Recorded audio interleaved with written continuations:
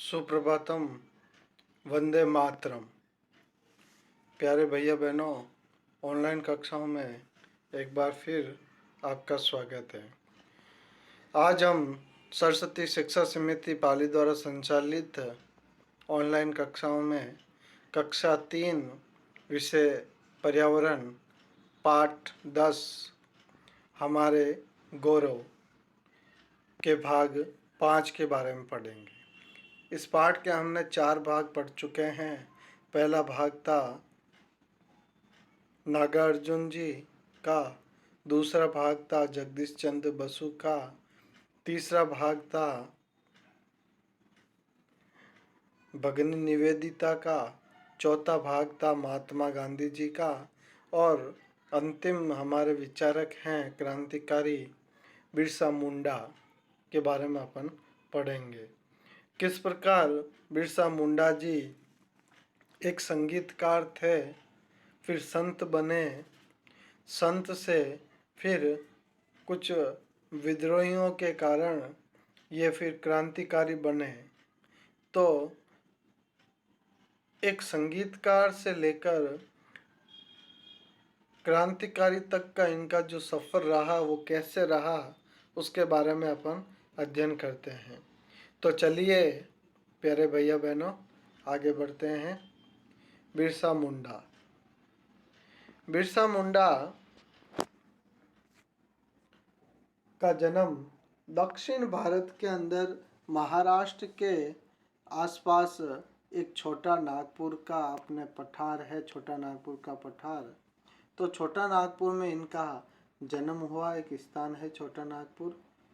बचपन में वह बांसुरी की मनमोहक ध्वनि से सबको मोहित कर लेते थे। यानी बांसुरी इतनी अच्छी बजाते थे कि लोग बांसुरी की तान सुनकर मोहित हो जाते थे। बिरसा मुंडा के शिक्षक जयपाल नाग ने उनकी प्रतिभा से प्रभावित होकर उन्हें जर्मन मिशन स्कूल में पढ़ाई करने की सलाह दी कि भाई आप इतने अच्छे बांसुरी बजाते हो तो आप जर्मन स्कूल में आप अध्ययन करिए।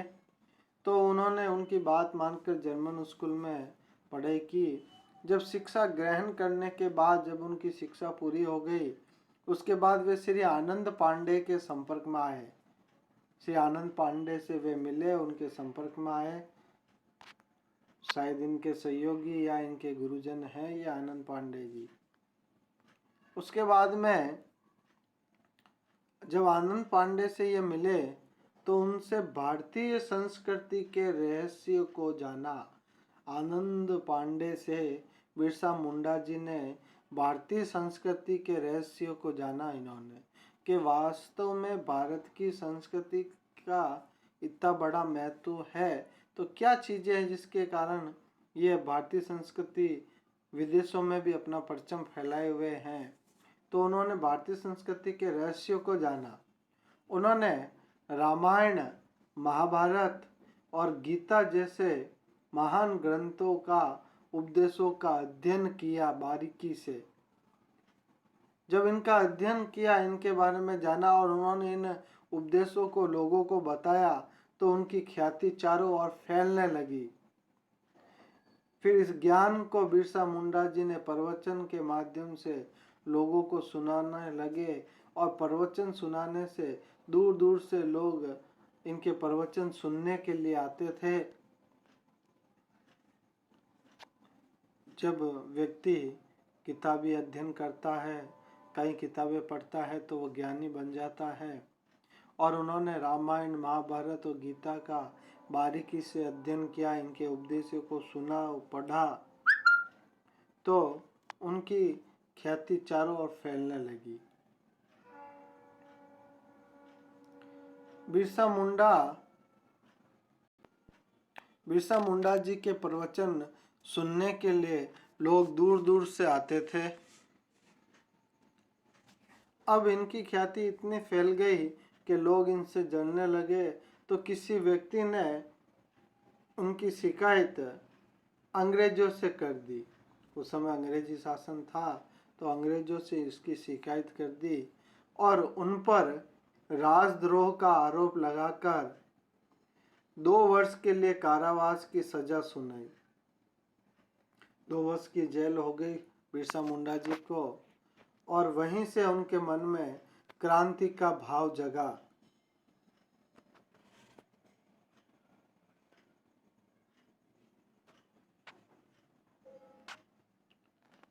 जेल से छूटकर बिरसा मुंडा जी एक महान क्रांतिकारी बने।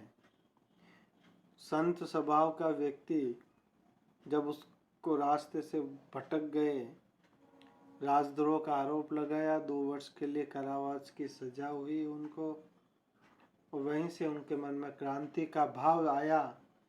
जेल से छूटकर वे एक महान क्रांतिकारी बने। एक साधारण सा संत व्यक्ति, संगीतकार, विद्रोह के कारण वे एक महान क्रांतिकारी बने। तो ये उनके बारे में महत्वपूर्ण कुछ बिंदु थे जिनका हमने अध्ययन किया। इसमें की 3 महत्वपूर्ण प्रश्न हैं। पहला प्रश्न है, आपके गांव या शहर में प्रवचन देने कौन कौन आते हैं?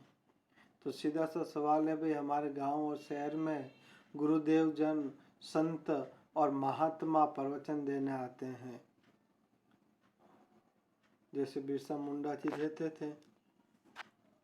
अगला प्रश्न है, बिरसा मुंडा जी के मन में क्रांति का भाव क्यों आया होगा या कैसे आया होगा?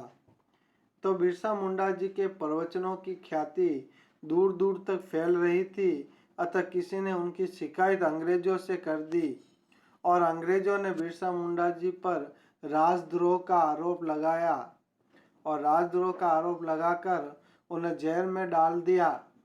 वहीं से बिरसा मुंडा के मन में क्रांति का विचार उत्पन्न हुआ, क्रांति के भाव मन में आए।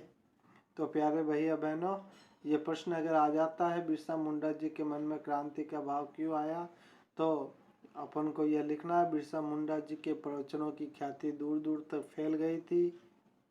किसी ने उनकी शिकायत अंग्रेजों से कर दी और अंग्रेजों ने बिरसा मुंडा जी पर राजद्रोह का आरोप लगाया और उन्हें जेल में डाल दिया। 2 वर्ष की उनको सजा हुई। वहीं से बिरसा मुंडा जी के मन में क्रांति का भाव उत्पन्न हुआ। अगला प्रश्न है, आप अच्छे लोगों से क्या क्या सीखते हैं? समाज में कुछ अच्छे लोग भी होते हैं, कुछ बुरे लोग भी होते हैं, तो हम लोग अच्छे लोगों से क्या क्या सीखते हैं? हम अच्छे लोगों से दया करना, परोपकार करना, सहनशीलता तथा प्यार से व सुख दुख से मिलजुल कर रहना सीखते हैं। अच्छे लोगों से यही सीखा जाता है। तो प्यारे भैया बहनों, इस प्रकार के प्रश्न आए तो अपन को ये उत्तर लिखना है। तो आप इस कंटेंट को ध्यान से सुने, इन प्रश्नों को आप नोटबुक में लिखें। अगले पार्ट के साथ फिर मिलेंगे, तब तक के लिए धन्यवाद।